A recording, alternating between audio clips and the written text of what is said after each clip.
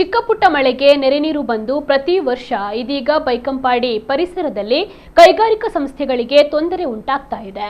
ಗುರುವಾರ ರಾತ್ರಿ ಸುರಿದ ಭಾರೀ ಮಳೆಗೆ ಬೈಕಂಪಾಡಿ ಪರಿಸರದಲ್ಲಿ ನೆರೆ ನೀರು ಸೃಷ್ಟಿಯಾಗಿ ಸಮಸ್ಯೆ ಉಂಟಾಗಿದೆ. ಇಲ್ಲಿನ ಬಹುತೇಕ ಕೈಗಾರಿಕಾ ಕಂಪನಿಯ ಒಳಗೆ ನೆರೆ ನೀರು ನುಗ್ಗಿ ಕಂಪನಿಯ ಸೊತ್ತುಗಳಿಗೆ ಹಾನಿ ಉಂಟಾಗಿದೆ. ಇಲ್ಲಿನ ಚರಂಡಿಗಳನ್ನು ಸರಿಯಾಗಿ ಹರಿದು ಹೋಗಲು ವ್ಯವಸ್ಥೆ ಇಲ್ಲದ ಕಾರಣ ಈ ಸಮಸ್ಯೆ ಸೃಷ್ಟಿಯಾಗಿದೆ. ಎಪಿಎಂಸಿ ಯಾರ್ಡಿನ ಬಳಿ ಇರುವಂತಹ ಚರಂಡಿ ಹಾಗೂ ಬಿಪಿಸಿಎಲ್ ಬಳಿ ಹರಿಯುವ ತೋಡು ಸಮರ್ಪಕವಾಗಿ ಇಲ್ಲದ ಕಾರಣ ನೆರೆ ನೀರು ಹರಿದು ಹೋಗಲು ಅಡ್ಡಿಯಾಗ್ತಾ ಇದೆ. ಈ ಬಗ್ಗೆ ಸಂಬಂಧಪಟ್ಟ ಅಧಿಕಾರಿಗಳಿಗೆ ಮನವಿ ಸಲ್ಲಿಸಿದರೂ ಕೂಡ ಪ್ರಯೋಜನವಾಗಿಲ್ಲ ಎಂದು ಇಲ್ಲಿನ ಕಂಪನಿಯ ಮಾಲಕರು ಅಸಮಾಧಾನವನ್ನ ವ್ಯಕ್ತಪಡಿಸಿದ್ದಾರೆ. ಕೃತಕ ನೆರೆ ನೀರು ವರ್ಕ್ಶಾಪ್ ಆಫೀಸ್ನೊಳಗೆ ನುಗ್ಗಿದ ಪರಿಣಾಮ ಲಕ್ಷಾಂತರ ರೂಪಾಯಿ ಹಾನಿ ಉಂಟಾಗಿದೆ. ಅಲ್ಲದೆ ಕೆಲಸ ಮಾಡಲು ಅಸಾಧ್ಯವಾಗಿರುವ ಕಾರಣ ಕಂಪನಿ ಸಿಬ್ಬಂದಿಗಳಿಗೆ ರಜೆಯನ್ನ ಕೂಡ ನೀಡಿದ್ದು 4-5 ದಿನ ಕೆಲಸವನ್ನ ನಿರ್ವಹಿಸದ ಕಾರಣ ಕಂಪನಿಗೂ ಕೂಡ ಭಾರಿ ನಷ್ಟ ಉಂಟಾಗಲಿದೆ ಎಂದು ಮಾಲಕರು ಅಸಮಾಧಾನವನ್ನ ವ್ಯಕ್ತಪಡಿಸಿದ್ದಾರೆ. ಪ್ರತಿ ವರ್ಷವೂ ನಮಗೆ ಈ ಕೃತಕ ನೆರೆ ನೀರಿನಿಂದಾಗಿ ಸಮಸ್ಯೆ ಉಂಟಾಗ್ತಾ ಇದೆ ಎಂದು ಕಂಪನಿಯ ಪ್ರಮುಖರಾದ ನವೀನ್, ದುರ್ಗಾ ಮೋಟಾರ್ಸ್ನ ಉದಯ, ಅಜಿತ್ ಎಂಟರ್ಪ್ರೈಸಸ್ನ ಮಾಲಕರು ಅಸಮಾಧಾನವನ್ನ ವ್ಯಕ್ತಪಡಿಸಿದ್ದು ಸಮಸ್ಯೆಯನ್ನ ಬಗೆಹರಿಸಿಕೊಡುವಂತೆ ಮನವಿಯನ್ನ ಮಾಡಿದ್ದಾರೆ.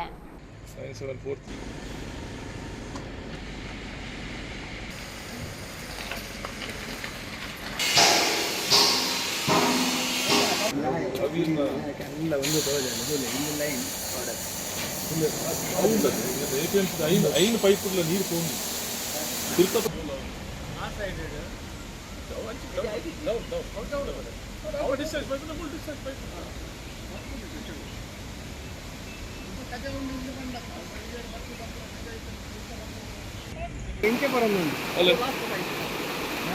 ನೀರು ಹೋಗಿ ನೆಟ್ಟೆ ಪೈಪ್ ಮೂಜುಂಡು ಅಡಿಟ್ಟು ಮೂಜಿ ಪೈಪ್ ಉಂಟು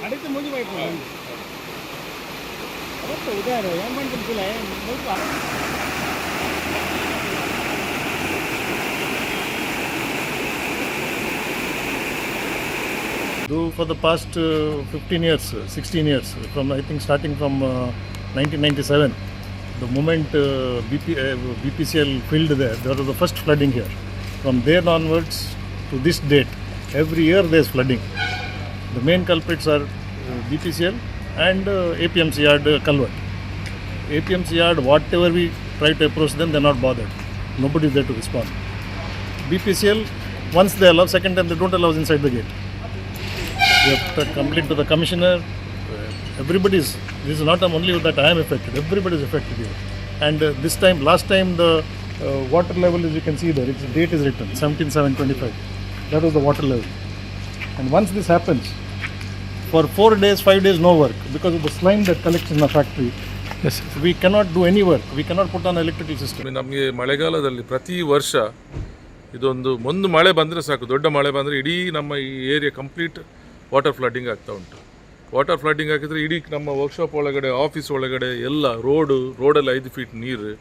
ಇದರ ಎಲ್ಲ ಮೂಲ ಕಾರಣ ಒಂದು APMC ಯಾರ್ಡ್ ಹತ್ರ ಒಂದು ದೊಡ್ಡ ಕಲ್ವರ್ಟ್ ಇದೆ, ಅದಾದಮೇಲೆ ಅದರ ನೆಕ್ಸ್ಟ್ ಒಂದು BPCL ಕಲ್ವರ್ಟ್ ಇದೆ. ಇದನ್ನು ನಾವು ಇದಕ್ಕಿಂತ ಮೊದಲಿನ DC ಅವರಿಗೆ ಮತ್ತು ಇವರು ನಮ್ಮ ಮಿನಿಸ್ಟರ್ನವರಿಗೆ ಎಲ್ಲರಿಗೂ ಸಹ ಇದರ ಬಗ್ಗೆ ತಂದು ಮಳೆಗಾಲದಲ್ಲಿ ತೋರಿಸಿ ಆಗಿದೆ, ಎಲ್ಲ ಮಾಡಿ ಆಗಿದೆ. ಬಟ್ ಏನು ಪ್ರಯೋಜನ ಇಲ್ಲ. ನಾವು ಕಳೆದ ವರ್ಷ ನಮಗೆ 60 ಲಕ್ಷ ರೂಪಾಯಿ ಲಾಸ್ ಆಗಿದೆ. ಈ ವರ್ಷ ಈಗ ಕಡಿಮೆಯಲ್ಲಿ 80 ಲಕ್ಷ ರೂಪಾಯಿ ಲಾಸ್ ಆಗಿದೆ.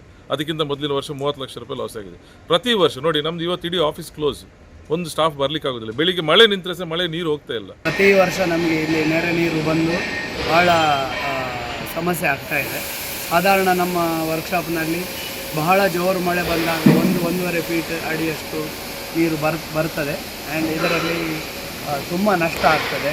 ನಮ್ಮ ರಾ ಮೆಟೀರಿಯಲ್ ಕೆಲಸವೂ ನಿಲ್ತದೆ. ಕೆಲವೊಮ್ಮೆ ನಮ್ಮ ವಯರ್ ಶಾಕಿಗೂ ಅದು ಇದಾಗ್ಬೋದು.